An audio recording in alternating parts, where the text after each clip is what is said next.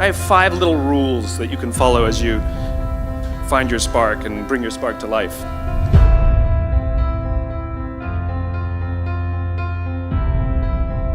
The first is to go after the things that you want. Let me tell you a story. So a friend of mine and I, we went for a run in Central Park. The Roadrunners organization, on the weekends, they host races. And it's very common at the end of the race, they'll have a sponsor who will give away something, apples or bagels or something. And on this particular day, when we got to the end of the run, there were some free bagels. And they had picnic tables set up, and on one side was a group of volunteers. On the table were boxes of bagels, and on the other side was a long line of runners waiting to get their free bagel. So I said to my friend, let's get a bagel. And he looked at me and said, the line's too long. And I said, free bagel. And he said, I don't want to wait in line. And I was like, free bagel. And he says, nah, it's too long. And that's when I realized that there's 2 ways to see the world. Some people see the thing that they want, and some people see the thing that prevents them from getting the thing that they want. I could only see the bagels. He could only see the line. Because the rule is, you can go after whatever you want. You just cannot deny anyone else to go after whatever they want. You don't have to do it the way everybody else has done it. You can do it your way. You can break the rules. You just can't get in the way of somebody else getting what they want. Rule number 2. In the 18th century, there was something that spread across Europe and eventually made its way to America called puerperal fever, also known as the Black Death of childbed. Basically what was happening is women were giving birth and they would die within 48 hours after giving birth. This Black Death of childbirth was the ravage of Europe, and it got worse and worse and worse over the course of over a century. And these doctors and men of science wanted to study and try and find the reason for this Black Death of childbed, and so they got to work studying, and they would study the corpses of the women who had died.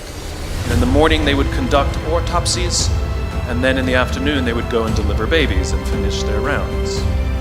And it wasn't until somewhere in the mid-1800s that Dr. Oliver Wendell Holmes realized that all of these doctors who were conducting autopsies in the morning weren't washing their hands before they delivered babies in the afternoon.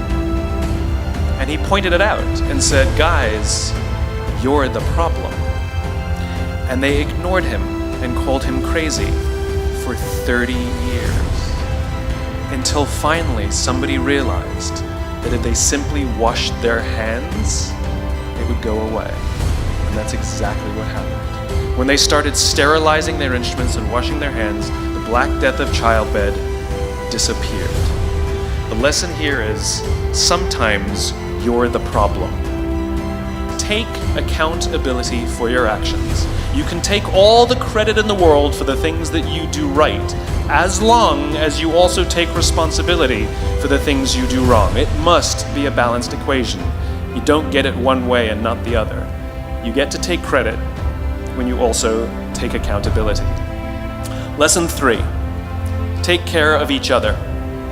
The United States Navy SEALs are perhaps the most elite warriors in the world.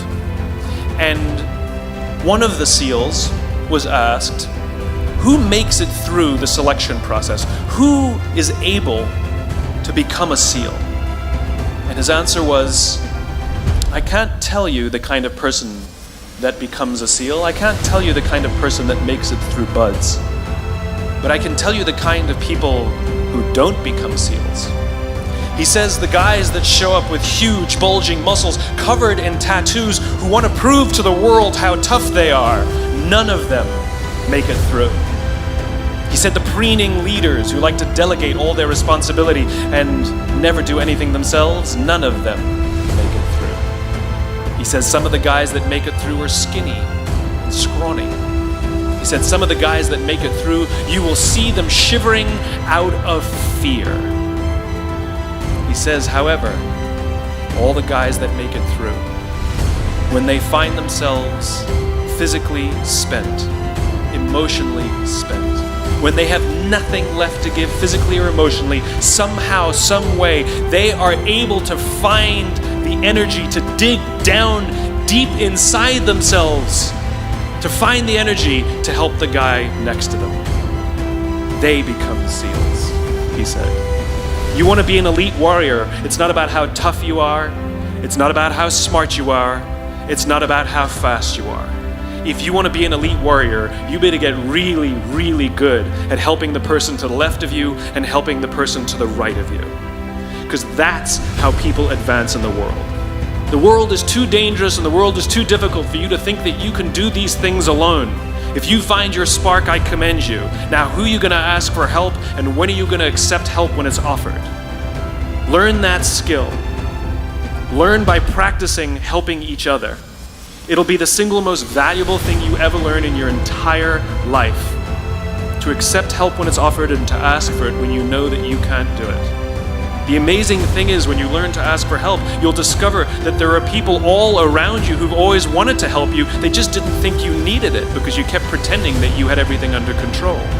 And the minute you say, I don't know what I'm doing, I'm stuck, I'm scared, I don't think I can do this, you will find that lots of people who love you will rush in and take care of you.